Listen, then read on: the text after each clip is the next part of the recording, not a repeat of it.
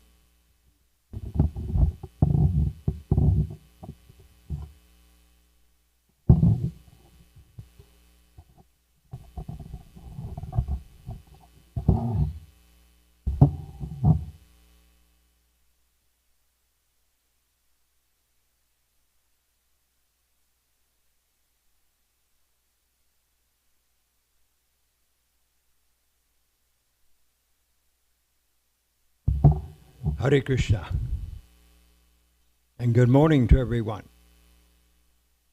And you who are listening in online or at home, I can see you as you see me. Thank you very much for joining us, everyone. Hare Krishna.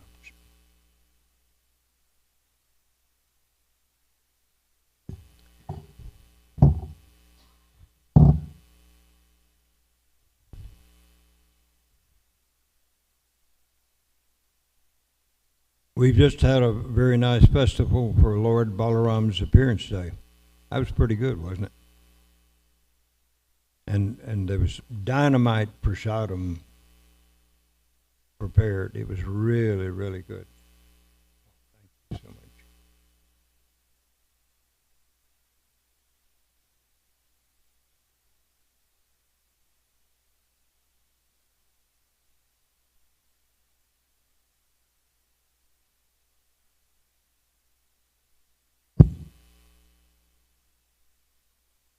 I know that some of you are getting ready to go to jobs, go to school, take care of kids, do all kinds of things. So if you happen to be listening in and watching on your phone or on the TV, then I'm very pleased to have you here with me. Most people on the planet know me now by the name Rupanugadas. I'm a disciple of His Holiness Tamal Krishna Goswami Maharaj and a grand disciple of His Divine Grace A.C. Bhaktivedanta Swami Maharaj. Srila Prabhupada Ki Jai.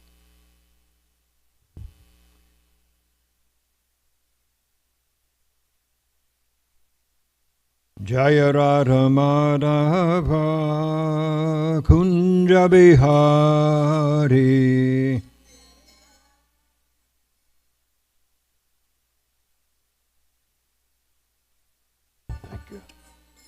Jaya Radha Madhava Kunja Bihari.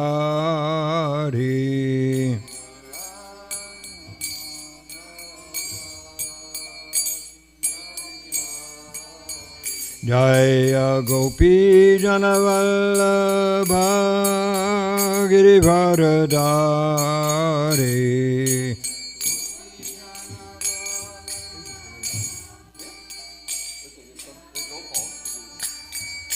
Jaya Gopi Janavallabha Girivardhari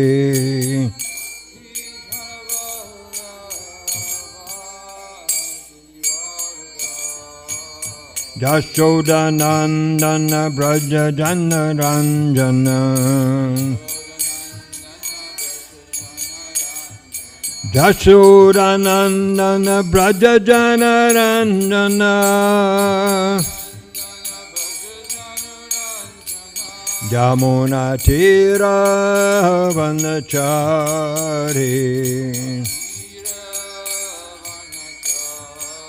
Jamuna Tira Vanachari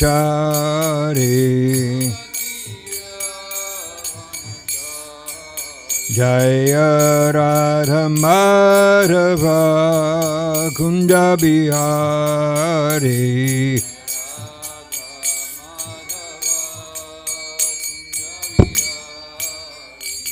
The Tiger Premananda Hari Hari Bo Jayom Vishnipad Paramahamsa Padibrajaka Charja Asto Tarasata Sri Srimad His Divine Loving Grace Aboye Charanarvinda Bhaktivedanta Swami Maharaj Srila Prabhupada Ki Ananta Koti Vaishnavrinda Ki ISKCON BBT Founder Acharya Srila Prabhupada Ki ISKCON Guru Parampara Ki Shri Rup Shri Sanatan Bhatta Raghunath Shri Jiva Gopal Bhatta Dasa Raghunath Sad Goswami Prabhu Ki Jayom Vishnupad Paramahamsa Parivrajaka Charja Asto Tarasata Shri Srimad Divine Loving Grace Srila Bhakti Siddhanta Saraswati Goswami Maharaj Srila Prabhupada Ki Jai Shri Namacharya Srila Haridas Thakur Ki Jai Prem Seko Shri Krishna Chaitanya Prabhu Nityananda Shri Advaita Gadadhar Shivasari Gaura Bhakta Vrinda Ki Shri Shri Radha Krishna Gopa Gopinath Shyamakun Radhakun Giri Govardhan Ki Shri Vrindavan Dham Ki Shri Mathura Dham Ki Shri Mayapur Navadvip Dham Ki Shri Jagannath Puri Dham Ki Shri Shri Radha Kalachanji Dham Ki Ganga Devi Ki, Jamuna Mai Ki, Tulsi Devi Ki, Bhakti Devi Ki, Samavita Bhakta Vrinda Ki, Briyabhadanga Transcendental Book and Transcendental Prasadam Distribution Ki, Nitai Gaura Premananda, Hari Hari Bol, all glories to the assembled devotees, all glories to the assembled devotees. All glories to the assembled devotees. All glories, all glories, all glories to Sri Guru and Sri Gauranga. Namo Vishnupadaya Krishna Vishnaye Bhutale Srimati Bhakti Vedanta Swami Niti Namane Namaste Saraswati Deve Gaudavati Pachani Nivishesha Shinyavadi Pastatadesha Tarini Om Namo Bhagavate Vasudevaya Om Namo Bhagavate Vasudevaya Om Namo Bhagavate Vasudevaya Narayanam Namaskritya Naram Chaiva Narottamam Devim Saraswatim Yasan Tato Jayam Udirayat Nasta Preshwa Badreshu Nityam Bhagavata Sevaya Bhagavati Attama Shloke Bhaktir Bhavati Naistiki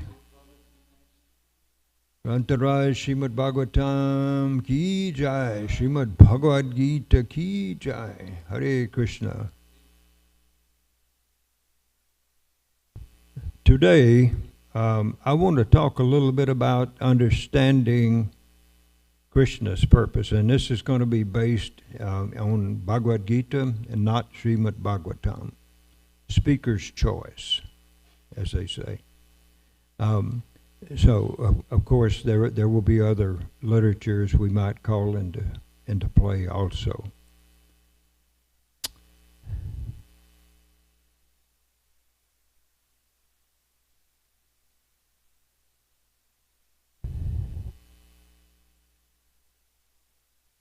So we understand that Krishna is in control of the entire universe.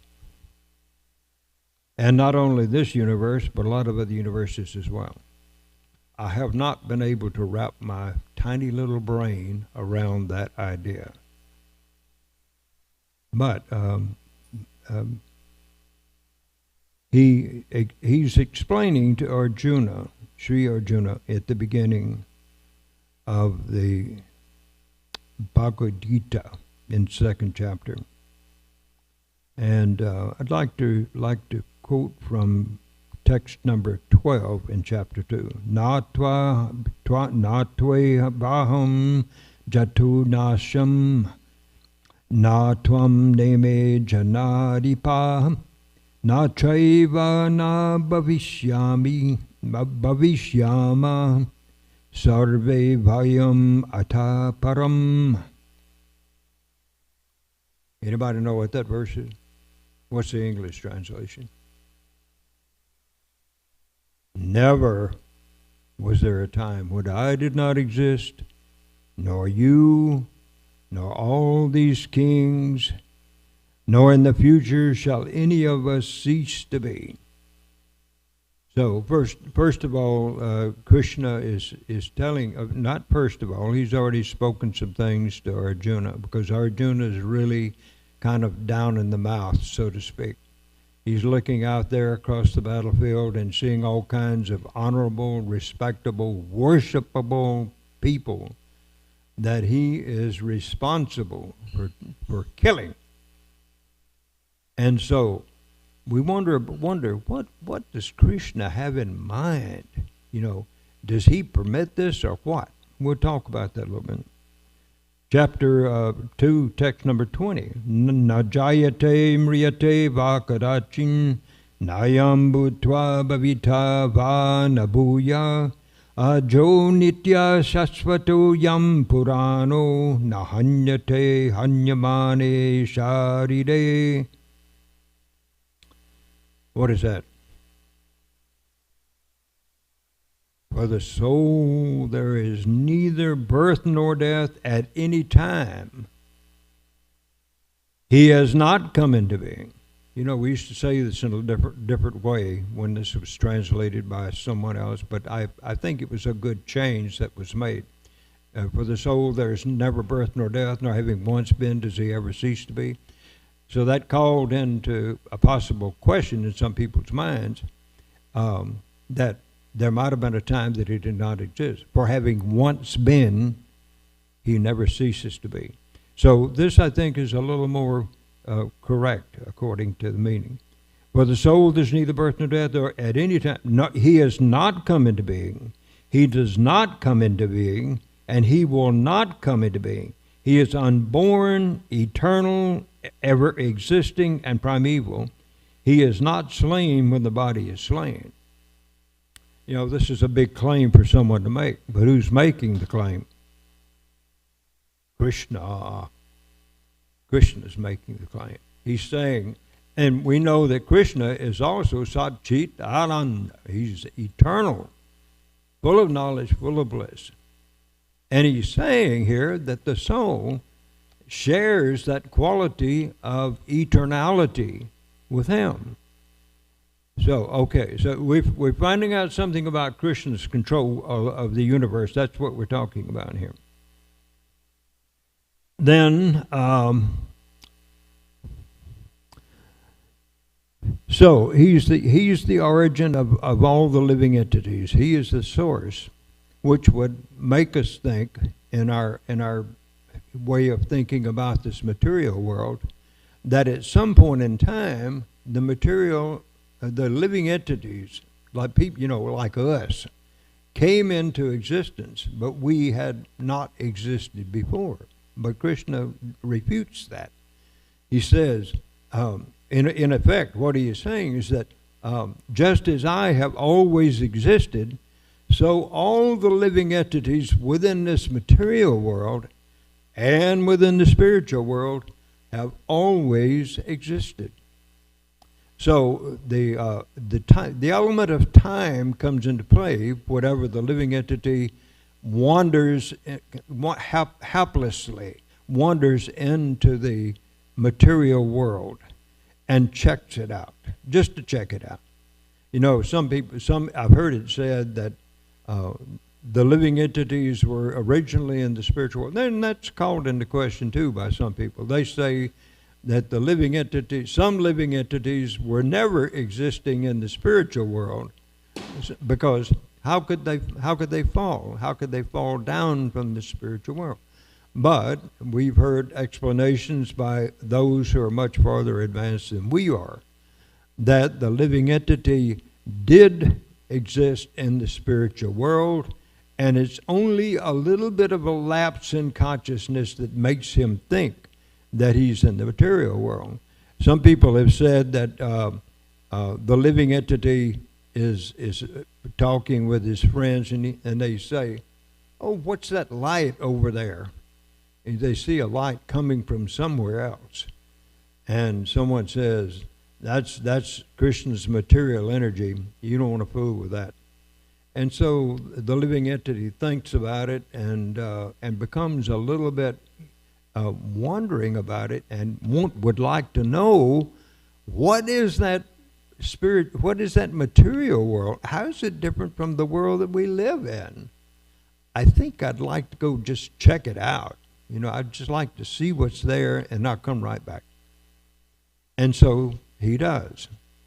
And so he lets his conscious, and the moment he does that, Krishna's material energy cooperates with him and allows him to go into that material world. And one of the first things that he does is he gets covered over by a material body, mind, and intelligence. And he gets this gross material body to deal with. And so he finds himself performing activities there, but we know that it is the nature of the living entity. He shares one of the qualities of the Supreme Lord, and that is Ananda. He's ever blissful, or in his normal state, he's very blissful. And so wherever he goes then, he is wanting some pleasure, some enjoyment, because that's what he has come from, and that's what he is accustomed to. So he goes, and then he gets this material body, and then he starts looking around. How do I enjoy myself? What am I supposed to be doing here? And of course, Durga Devi, the keeper of the prison house, makes all the arrangements for the living entity to try to find lasting happiness. At first, it's just, I'm interested in happiness, you know, and then he finds out that the happiness there is very temporary. It comes, but there's always the concomitant misery that goes with it. And so he's found himself in a very difficult situation. So how is this that Krishna permits the living entities to go out of the spiritual world into the material world just to check it out? And we know that Krishna has given us free will. And why do we have free will? Because we want to have our own pleasure. But Krishna wants us to be able to exercise the decision whether to love and serve him at his original abode, Vaikuntha, or whether he's going to let the living entity come into this material world, which is not what Krishna prefers. But when the living entity has his own free will, he can choose to come into this material world. And so that's what happens. So Krishna states a little bit further on in the Bhagavad Gita that everyone follows my path in all respects. So let me look at that. This is Bhagavad Gita 4:11. Ye yata mam prapadyante tams tataiva bhajamyaham mama vartman vartanta manusyam partha sarvasa. And the translation to that text, that's text number 4, chapter 4, text number 11 in the Bhagavad Gita. All surrender unto me, I reward them accordingly. Everyone follows my path in all respects, O son of Pritha. And who is Pritha? Arjuna, the son of Pritha. Who is, what's another name for whom? Kunti. So Pritha and Pritha, just like Draupadi is sometimes called Krishna. So Pritha. And then, everybody follows Krishna's path in all respects. So does Krishna's path also include, and sometimes extreme suffering? And the fact is, that's not his desired path for us, but that is a path which he allows us to pursue. Are we getting punished by Krishna for making bad choices?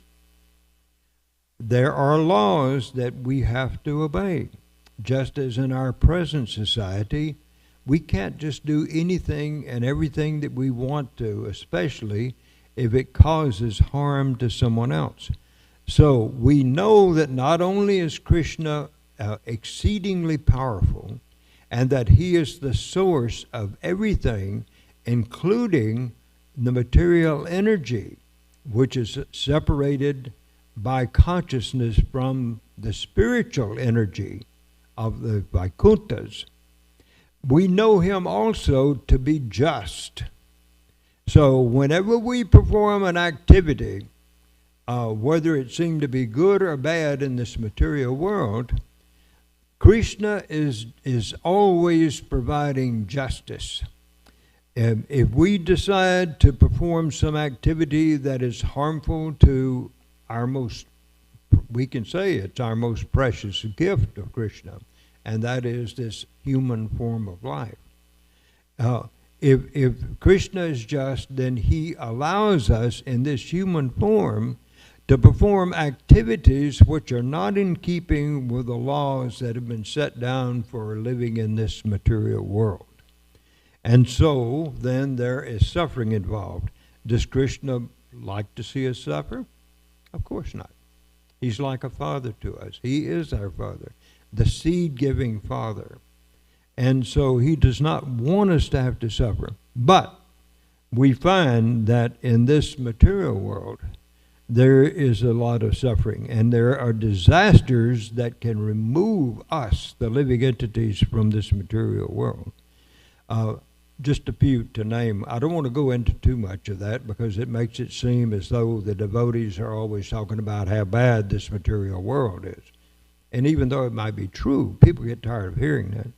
So let's just mention briefly wars in the Battle of Kurukshetra, in which setting this Bhagavad Gita has been spoken by Krishna to Arjuna.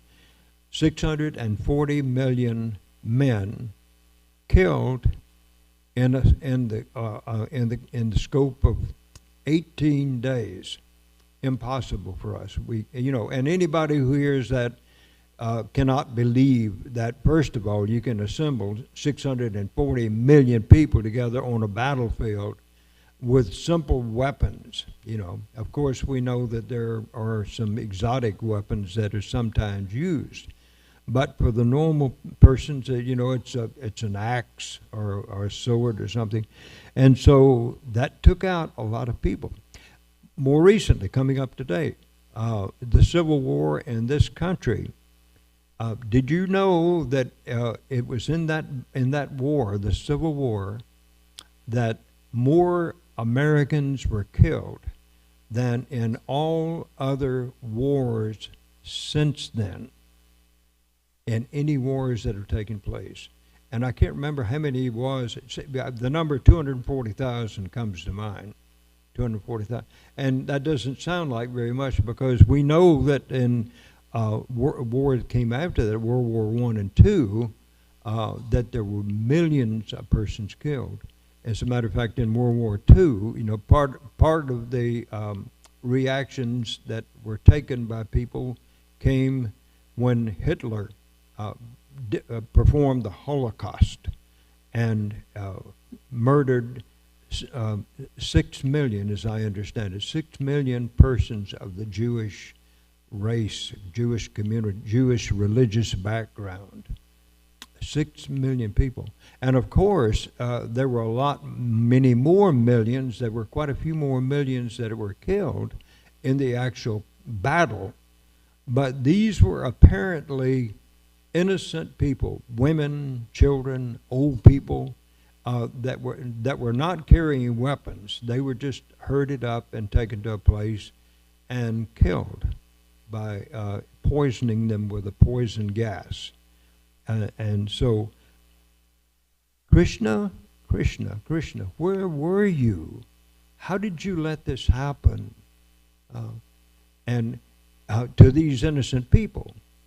So, as devotees of Krishna, and based on the knowledge that we have, we know that nobody who comes into this material world, or is forced to come into this material world, is innocent. They have been here before, many, many lifetimes, many different forms, 8,400,000 species of life, of which 400,000 have been human. And they've been through all of those. We have been through all of those. And so we're just coming back for another birth in this world. So how is it that Krishna is just if he permits that to happen? Because of our own activities. That's the answer. And that's an answer that not many people want to accept, because there are natural disasters such as tornadoes and floods and tsunamis and pandemics in which so-called innocent people die. We've recently had the terrible flood in Texas, and it took away, I think it seemed like it was 32 young people, very young people. And we could say innocent young people, and a lot of adults too, it was taken away. And I've seen recently on Facebook where there was a mud slide that took down. Has anybody else seen that? It was a mudslide that came through and took a whole village down where it was a course. It was following the course of a river, and I guess there must have been a volcanic eruption or something that caused snow melt, and when that happens, then there's a lot of dirt that gets mixed in with it, and you can have a big mudslide. So just as we had a big water flood in this country recently, so there was a big mudslide in some part of India, and I can't remember exactly where it was, but a lot of people lost their lives in that too. And not only in Texas was there a water flood, a flood due to a really strong downpour of water, something like 10 to 12 inches within a short amount of time. That's hard to imagine, that much water coming down. But also in North Carolina, similar thing happened. The floods took away villages, took away people and property, and all these things. Krishna, where are you? Why are you permitting these things to happen? And Krishna says, you made the choice to come into this material world. You made the choice to injure other living entities and perform all kinds of sinful activities, not in accordance with the laws that I put in place for this country. You did this to yourself, and now you're suffering the results. So, it's a very painful thing for us to hear about. And that's one of the downsides of having international media that tell us what's going on in other parts of the world. Before this past, the latter part of this past century, we were quite limited in how quickly and how much information would come to us. But now that we're in a situation in which that information can come to us, it's almost overwhelming. If you've ever watched the national news on television in the evenings around 5:30, and I do occasionally, I want to see what's happening. Then you come away, you almost need to pop a pill or smoke a joint or have a drink of liquor to ease the pain, the stress, the distress that you feel, knowing that in another country at this moment there are hundreds, maybe thousands of children who are suffering from starvation because of another country has decided to produce or perform retribution for something else that happened to it. So everybody's getting back at the other person who is causing distress. And so that's we might think, well, this happens on a national level. Why does Krishna permit that to happen to so many people? But we understand that every single person who is suffering at any time on this planet is doing so only because of something that person has done in a previous lifetime.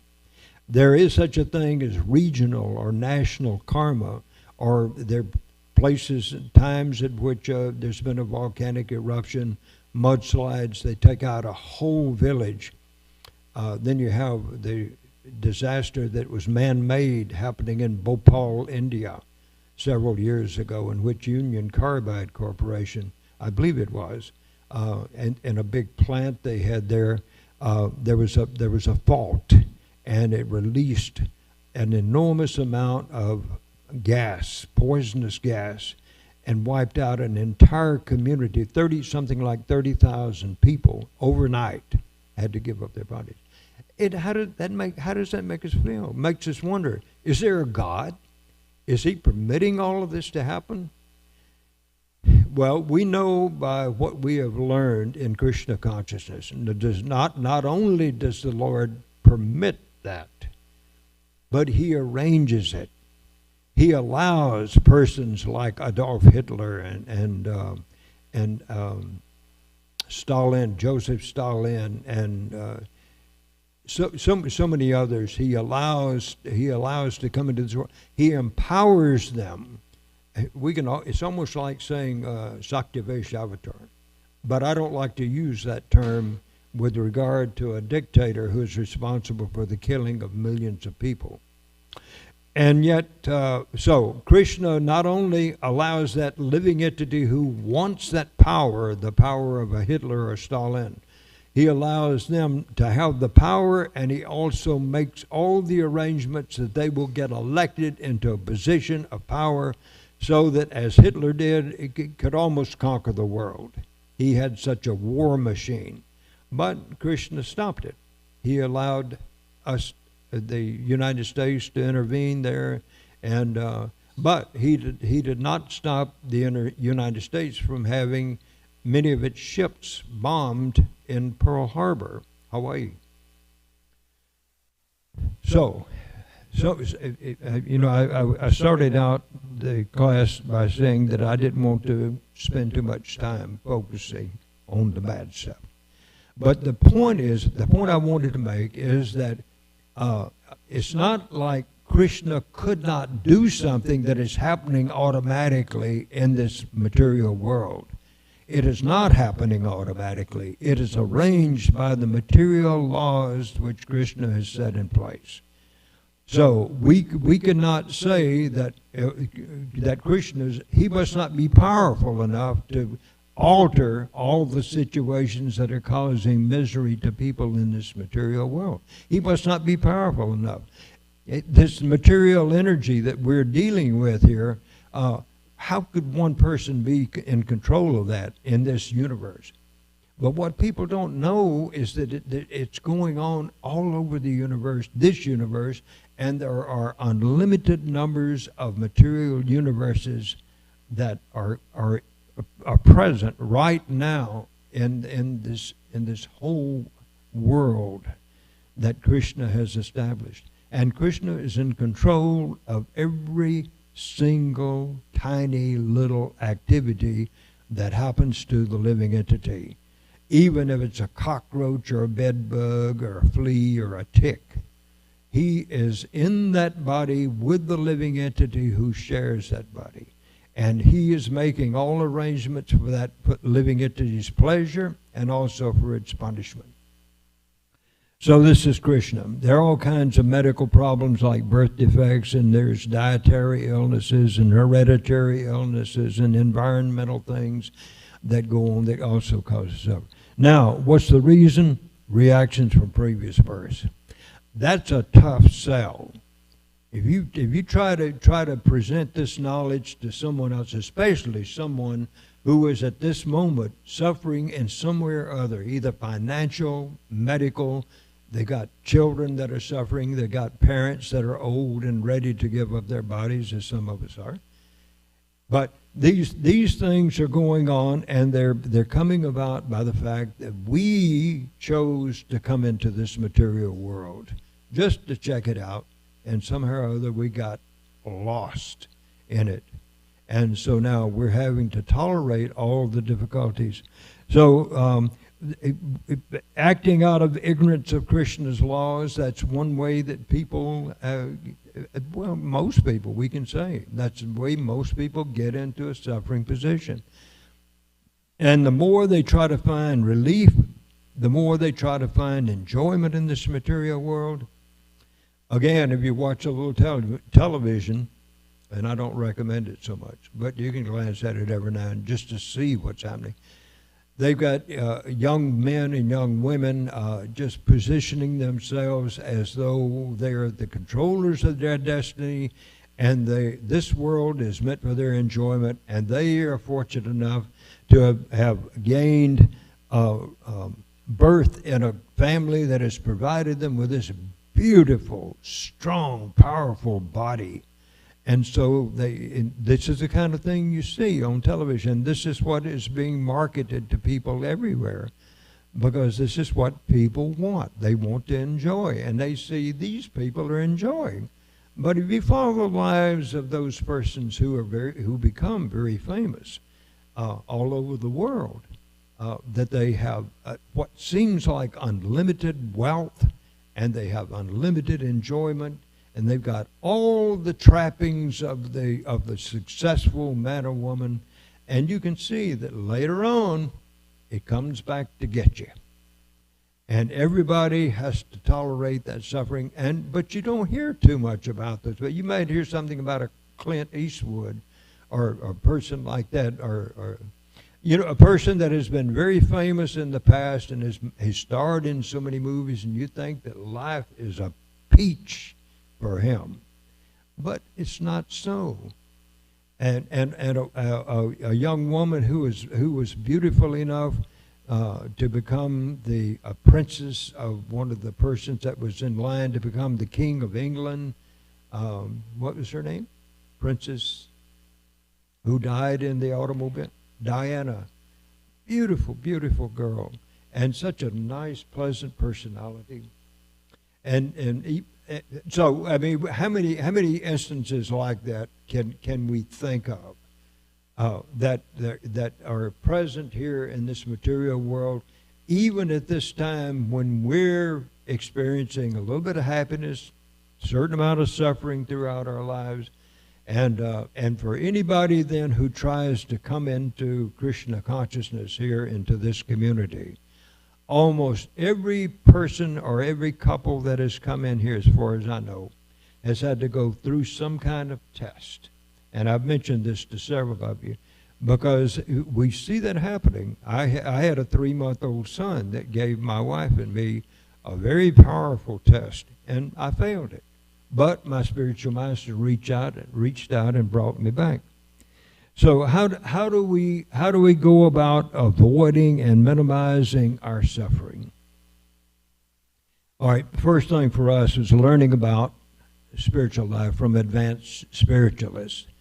We ran into someone that gave us a copy of a book, or we paid a few bucks for a book or something, or we somehow or other took some prasadam at a Sunday feast. And who is it that founded the Apple Corporation? What was his name? No, not Bill Gates. That's Microsoft. Who is it? Anybody remember? He recently gave up his body not too long ago. Yeah. Steve Jobs, yes, thank you.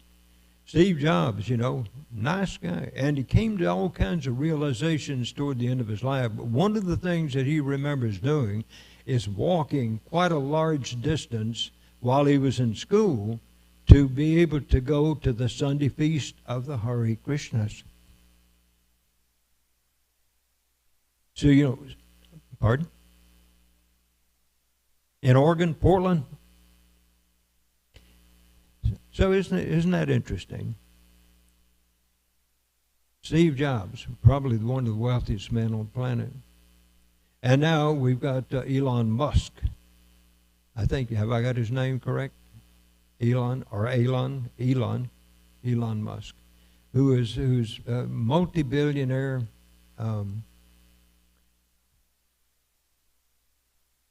So much opportunity for enjoyment in this world. But, the greater the enjoyment, the more difficult are the reactions that come from it. You know that? So we take alcohol, we take drugs in order to make us feel good, make us enjoy being with the opposite sex. And so what happens? It comes down on us, doesn't it? So one way that we can avoid suffering is to avoid persons who act in ignorance. And Prabhupada has told us that we should not, told us men, that we should not be in the association too much of a person who is overly attracted to women, and more than just one woman, more than just his wife. So that's acting ignorance. And so there's a lot of ignorance in this world. But if you go to any Christian church practically in this country, you will hear people saying that we have a bunch of very pure souls here. We have these are innocent people who are coming to our church. And at the same time, then you have someone coming into the church with an automatic weapon and taking out some people. Happens in elementary schools too, doesn't it? So how can we? There are people who are steeped in ignorance right now, and a lot of these people who are taking action like that against other people, causing them to suffer, causing their relatives to suffer, if they're relatives that have small children in school, and they get blown away by some crazy guy. It's just a matter of ignorance. So much ignorance there. So what do we do about it? We share knowledge, because the only way we understand for us to get ourselves out of this material world is to take up with the knowledge that comes from those advanced spiritualists whom we've had the good fortune to come into contact with. But just hearing the knowledge is not enough. We have to put it into practice. And what really will get us out of this material world is to share that knowledge with other people, isn't it? So Prabhupada was very much insistent on that, wasn't he, Mr. Bhagwan Prabhu? Insisted on sharing, and Mr. Bhagwan Prabhu has probably distributed more books than anybody here in this community right now. Has his life been perfect? We'll let him say about that. But the fact is that he's taken to the service of a pure spiritual master. And he's willing to share the knowledge that he's gotten by distributing literature, talking with people that come. And this is one thing that I've been a little bit reluctant to do, or maybe I just, and that is to, whenever there's a special program at the temple, my spiritual master said he could not understand how people in this community could stay at home when there's an opportunity to come and preach to people who have come here looking for something. And it's not like going out and distributing books to the general mass of people. You get a lot of rejections there, don't you, Mr. Bhagavan? A lot of rejections. But here, you got people coming and sitting and waiting for someone to come and tell them about Krishna consciousness. And Tamal Krishna Goswami Maharaj, he said that he's in his lectures, and I've been listening to these lectures, that he cannot understand why people would stay at home instead of coming over here and making themselves available. And I find that it's one of the most pleasurable experiences that I feel so recalcitrant because I'm not doing it. And that is to go to a feast of some kind, or just to be in the communication, sitting outside in the park on the bench and having other people around and finding out people, what their lives are like and how much Krishna consciousness. Sometimes you will find people that have been in Krishna consciousness as long as you have been, if not longer. And other times there are people who don't really know too much at all. And in either case, you can share something with them. And Tamal Krishna Goswami encouraged his disciples and other people in our community to do that, because we've been given a very valuable gift. And if we don't share it with other people, then we're known as misers. We've got something of value that we can freely give to other people. It doesn't cost us a dime to go and talk to people who come here. Nothing. It costs us nothing. And if you have an appetite, like most of you do, you're younger than I am, I don't have much appetite, but you can also get some really nice food here in the form of Krishna Prasadam. So showing compassion to all living entities is one of our main activities in life, showing compassion to other living entities, because we have a good reason for doing that, and that is because somebody else has shown compassion to us. At a time when my wife and I first came here and we stayed for about 5 months, we left. And nobody seemed to really notice that we'd left. I've mentioned this before. And we went away for some time, but while we were gone, our spiritual master sent a messenger over to us and asked us to write to him, and so we did. And he responded to both of our letters. We wrote individual letters to him. And just by his writing to us and giving us some encouragement, we came back. That's what I call compassion, because nobody else had that kind of desire for us to come back here. We were more trouble than we were worth. And yet our spiritual master saw something there, saw something of value there, like finding a little tiny flake of gold in the midst of a lot of rubble, just a speck of gold. So if we can do that ourselves, then we might just possibly help other people come to the same place of finding some relief from all of this suffering that is going on. So what else do we have besides relief from suffering to offer? Vaikuntha, Krishna Loka, Goloka, Gokul. A place where there is eternal enjoyment. And what knowledge do people have about that? Christians, if they've been pretty good practitioners, they have learned that there is some heaven somewhere, and they think it's within this one universe because they think that this one universe is unlimited in size. We know it's 4 billion miles in diameter. Do you remember that? It's talked about in the 5th canto. And not only is it a place to come and try to find pleasure, but it's a place to come and get relief from the suffering that we have experienced in many, many lifetimes. So what can we do then? We can help to give the understanding to other people that the activities that you're presently performing have reactions to come with them. And that's what's keeping you coming back again and again and again into this material world. So let's get the heck out of here. Let's leave. Get your bags packed and get ready to go. As a matter of fact, your bags should be packed all the time. Of course, I didn't know this when I was younger, but we understand that we might have one moment to live, like this king, this powerful king who used to fight with the demigods. And then he came back to this material, to this earth, and he had one request to make, and that is, how much longer do I have in this lifetime? And he was told, you have one moment. So even after having such a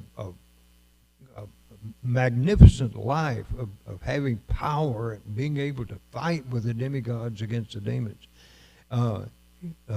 his departure came in a moment, and so he was able to take advantage of that and make further progress.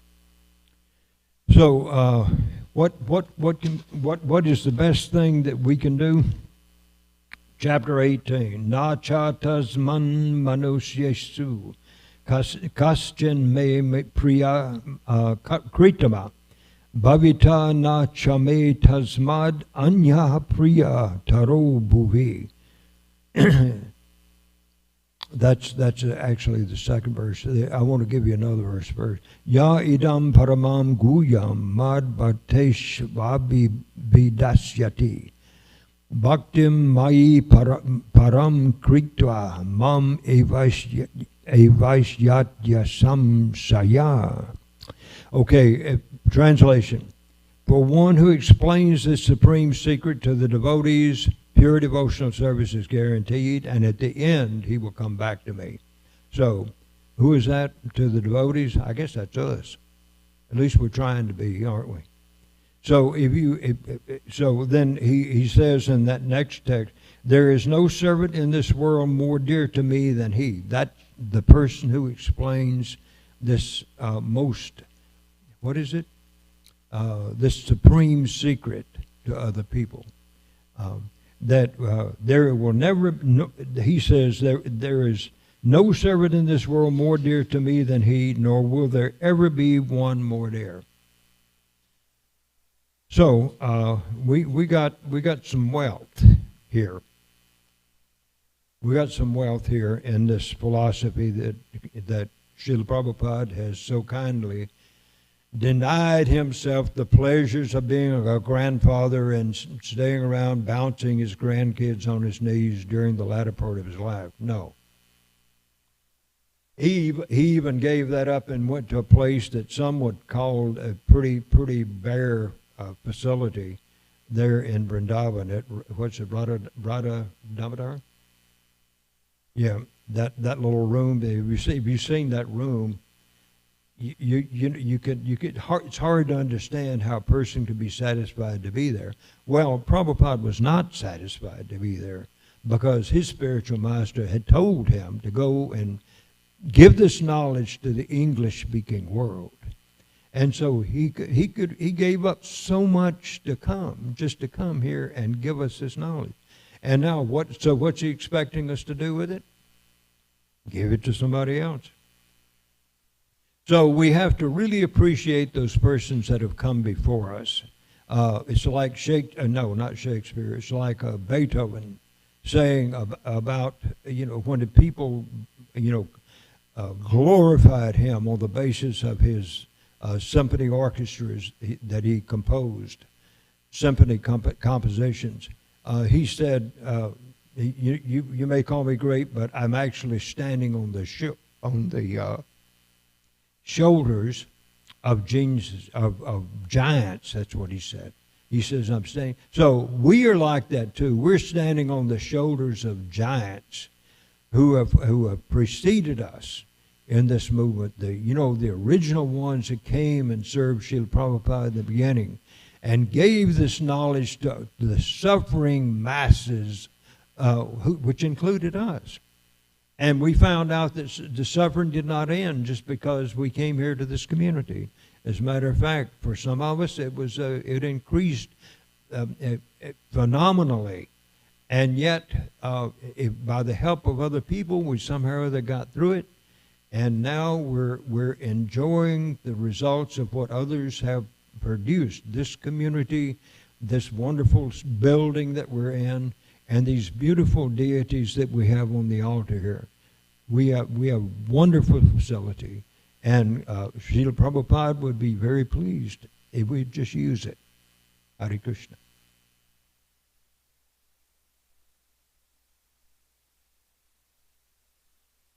You do what?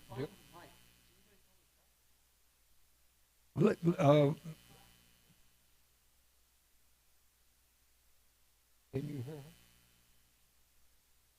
him?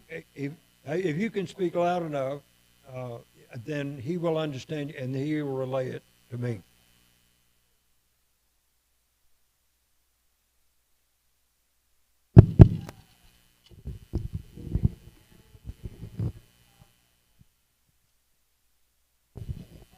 The different memory series of Srila Prabhupada that Siddhanta Prabhu has spent many years compiling.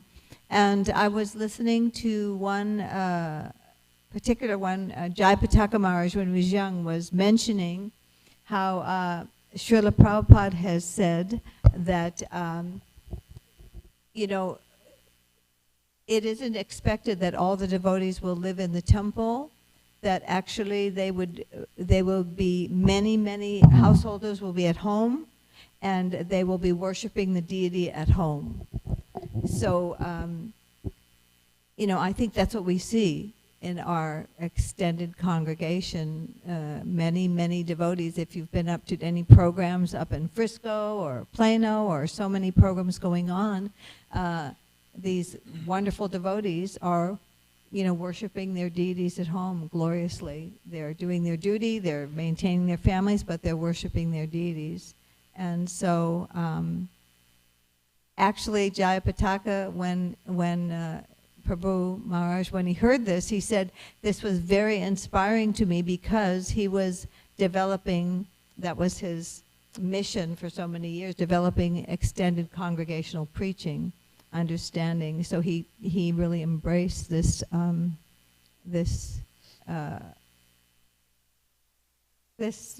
realization, this prophecy, if you will, that this would be the future, and here it is. This has been our future. So I just wanted to comment on that.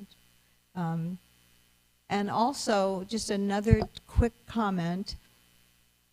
You mentioned all the catastrophes going on in the world, and many of you know Apurva and Kamalini that served here for many years. She would give amazing Bhagavatam classes. He was cooking for Kalachandjis. And she had got up at Mangalarti, maybe some of you are aware of this, and it was pitch dark, there was no electricity, and as she was going over what she thought was a little puddle, it was a tumultuous river that engulfed her car, and You're speaking of Kamalini Devi? Kamalini Devi. And the car began to sink, and she had the wherewithal to put the window down before the electricity went out in the car because of the water, and she was engulfed with water. Now, she's 70 years old. The water poured in, but somehow or another she got out of the car, crawled in the pitch dark to found the shore, and then went and was walking, and here she saw a home in the pitch of the night, and dogs were barking, and when she went into that home, a woman was awake and invited her in, gave her a hot shower, gave her clothes, and so it was just one of those amazing stories. Actually, she told the story herself.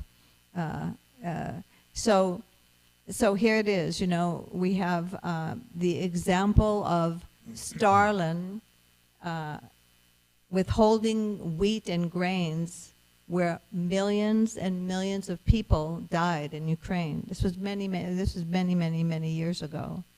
Millions starved. He starved them all, taking all the grains. So, and then you have the situation where this devotee, you know, you were mentioning so many tragedies, so many people, the children that died in that Christian, you know, had been around, I think, from the 30s.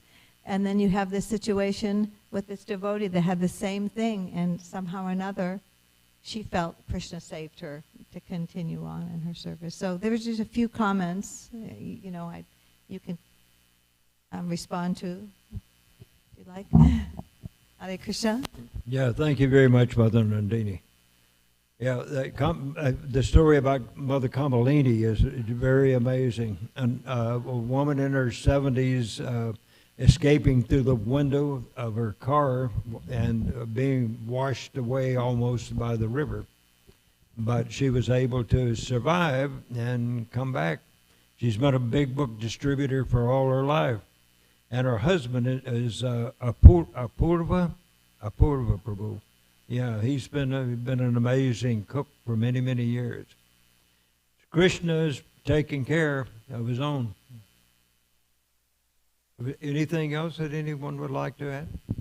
Not to add, Prabhu. Thank you for the class. I have a question. Here, take this. Nandini Mataji, I was appreciating your point of Jaya Pataka Maharaj mentioning that so many of us in these days will have our deities at home. And I would like to add to that Jaya Pataka Maharaj started the Namahat program. And because he knew this. And so from what I understand, his thought was that the temple wasn't a place let's say, the temple was meant to reach out to people to give them Krishna consciousness.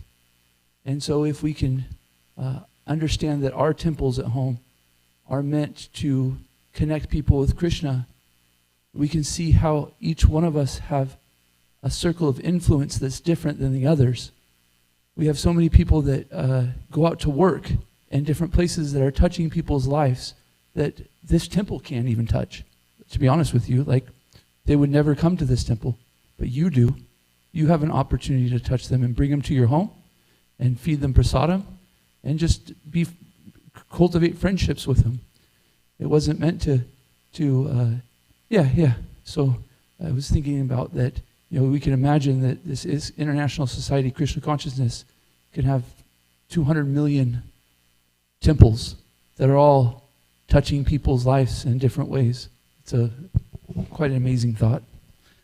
Hare Krishna.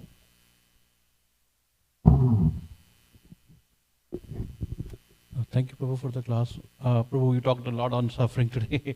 And my question was, we understand from Bhagavad Gita about three cause of suffering, right? And this material world is dukkhale shashvatam.